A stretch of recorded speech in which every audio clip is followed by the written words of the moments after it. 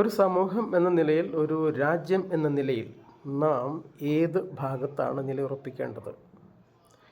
മതത്തിൻ്റെ അല്ലെങ്കിൽ മതാത്മകതയുടെ ഭാഗത്താണോ, ശാസ്ത്രീയതയുടെ ഭാഗത്താണോ നിലയുറപ്പിക്കേണ്ടത് എന്നൊരു ചോദ്യമുണ്ട്. നമ്മൾ എവിടെയാണ് എന്നുള്ള ചോദ്യം ആദ്യം ചോദിക്കാം. നമ്മുടെ രാജ്യം ഏത് സ്ഥാനത്താണ് ഉള്ളത്? ഏതാണ് നമ്മുടെ പ്രിയപ്പെട്ട ഇടം? നമ്മുടെ പ്രിയപ്പെട്ട ഇടം എന്ന് പറഞ്ഞാൽ ശാസ്ത്രീയതയാണോ, സയൻസ് ആണോ, മതമാണോ?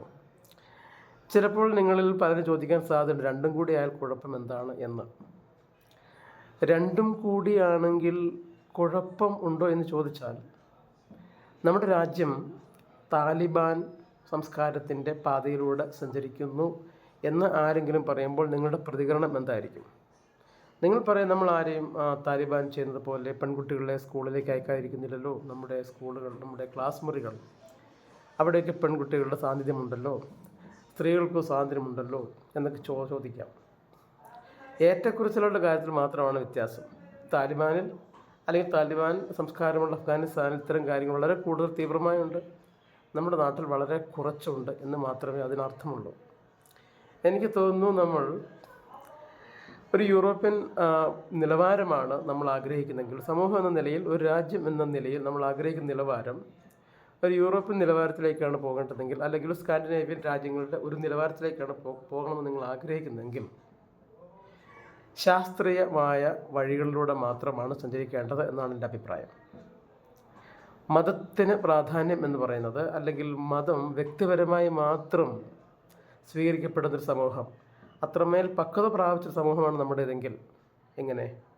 മതം എന്നുള്ളത് സമൂഹത്തിന് വ്യാകുലപ്പെടേണ്ട ഒന്നല്ല, അത് വ്യക്തിപരമായൊരു ചോയ്സാണ്, തിരഞ്ഞെടുപ്പാണ് എന്ന് കരുതുന്ന പക്വമായ കാഴ്ചപ്പാടുള്ള ഒരു സൊസൈറ്റിയായി നമ്മൾ വളർന്നു വരുന്നു എങ്കിൽ മതം കുഴപ്പമില്ല, മതം വ്യക്തിപരമാണെങ്കിൽ.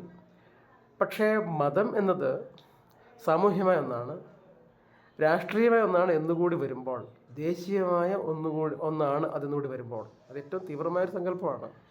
മതം ദേശീയതയും ദേശീയത മതവുമാകുന്നതിൻ്റെ വിപത്തുകൾ നാം നമ്മുടെ രാജ്യത്ത്, നമ്മുടെ സമൂഹത്ത് കണ്ടു തുടങ്ങിയിട്ടുണ്ടെന്ന് ഞാൻ പറയുമ്പോൾ, ചിലപ്പോൾ രാജ്യദ്രോഹി എന്ന ഒരു പട്ടം കിട്ടാൻ പാകത്തിനുള്ളൊരു കുറ്റകൃത്യമാണ് എന്ന് എനിക്കറിയാം.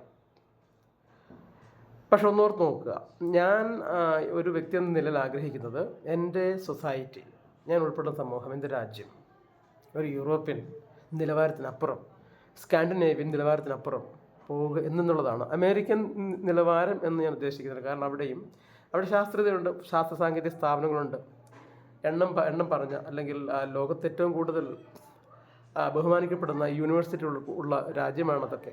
ഹാർവാർഡ് യൂണിവേഴ്സിറ്റി പോലുള്ള യൂണിവേഴ്സിറ്റി ഉദാഹരണമാണ്. പക്ഷെ അവിടെ മതാത്മകത വളരെ തീവ്രമാണ്. മതാത്മകത തീവ്രമായ സ്ഥലങ്ങളിലാണ് ശരിക്കും കുറ്റകൃത്യങ്ങളുടെ ബാഹുല്യം കൂടുതൽ. കൊലപാതകങ്ങളുടെയും റേപ്പിൻ്റെയും കാര്യത്തിൽ അമേരിക്കയുടെ സ്ഥാനം നിങ്ങൾക്കറിയാം. കൊലപാതകത്തിൻ്റെയും റേപ്പിൻ്റെയും കാര്യത്തിൽ ഇന്ത്യയുടെ സ്ഥാനവും നിങ്ങൾക്കറിയാം. അതായത് ഈ രണ്ട് രാജ്യങ്ങളിലും തീവ്ര മതാത്മകതയുള്ള രാജ്യമാണ്. ശരിക്കും മതമൂല്യങ്ങൾ എന്ന് നാം ഊറ്റം കൊള്ളുന്ന പലതും ഇത്തരം കുറ്റകൃത്യങ്ങളെ നിയന്ത്രിക്കുന്നതിന് സാധിച്ചിരുന്നുവെങ്കിൽ നോക്കൂ, അമേരിക്കയും ഇന്ത്യയും റേപ്പിൻ്റെയും കൊലപാതകങ്ങളുടെയും കാര്യത്തിൽ 1ഉം 2ഉം സ്ഥാനത്താണ് എന്നറിയുമ്പോൾ അതിൻ്റെ മേജർ റെസ്പോൺസിബിലിറ്റി മതങ്ങൾക്കാണ് എന്ന് ഞാൻ പറയും. കാരണം ഇന്ത്യയിലും അമേരിക്ക എന്ന് ഉദ്ദേശിക്കുന്ന അമേരിക്കൻ ഐക്യനാടുകളാണ്.